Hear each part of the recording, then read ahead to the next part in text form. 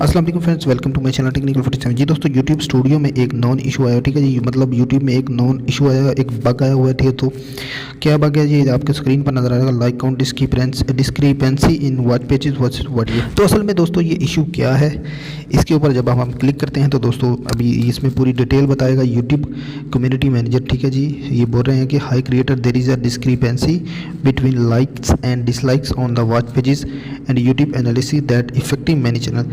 Our team are aware of this issue and working on fix, ठीक है। तो दोस्तों ये एक बग आया हुआ है यूट्यूब के ऊपर, ठीक है।